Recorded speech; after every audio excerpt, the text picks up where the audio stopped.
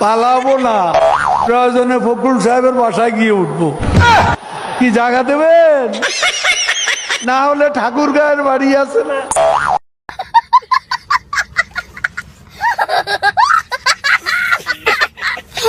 শেখ হাসিনা পালিয়ে গেছে, শেখ হাসিনা নাই, শেখ হাসিনা চলে গেছে, শেখ হাসিনা পালায় না।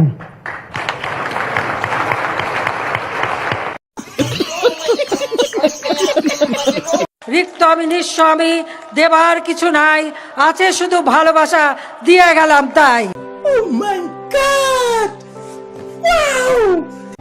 আল্লাহর গজব পড়বে আপনারা যা শুরু করে দিয়েছেন, কিন্তু এরকম আমাদের গায়ের উপরে উঠে পড়বেন না। দূরে থাকেন, দূরে থাকেন। আপনাদের জায়গা যেখানে সেখানে, আপনাদের রাস্তার থাকার কথা। আপনার বাড়ির মধ্যে এসে গেছেন কেন? আমার মাথার চুল থেকে পায়ের নখ পর্যন্ত রাজনীতি। আমি রাজনীতির বাইরে কথা বলবো কেমনে? রাজনীতির বাইরে কথা বলতে পারি না বলে তো প্রেমও করতে পারি নাই। রাজনীতি ছাড়া আবার কথা হয় নাকি?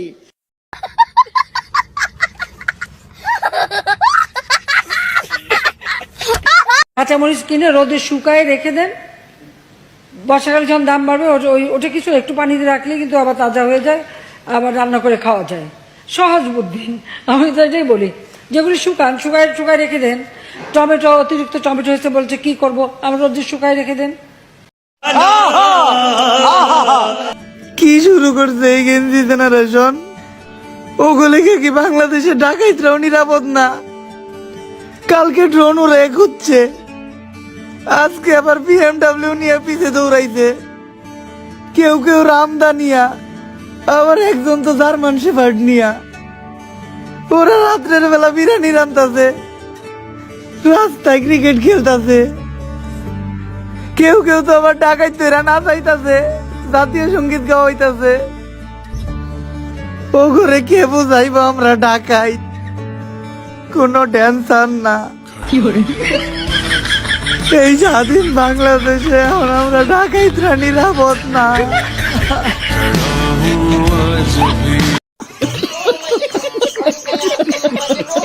মুরব্বী মুরব্বী,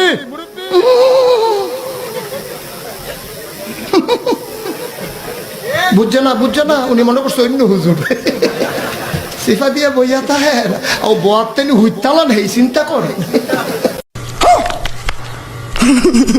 একবারে এমনি হিদেন আমার কাছে হুজুর বিড়ি খাওয়ার দোয়া কোনটা?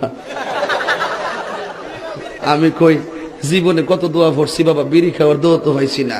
হে কো আল্লাহুম্মা বারিক লানা ফিমা বিড়ি টানা। মাঝে মধ্যে স্বপ্ন দেখি, কি দেখি না দেখি আগামাতা কিছুই বুঝি না।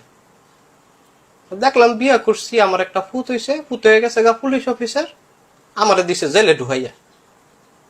মাগো জেলে গিয়া দেখি শাকিব খানে নাচে।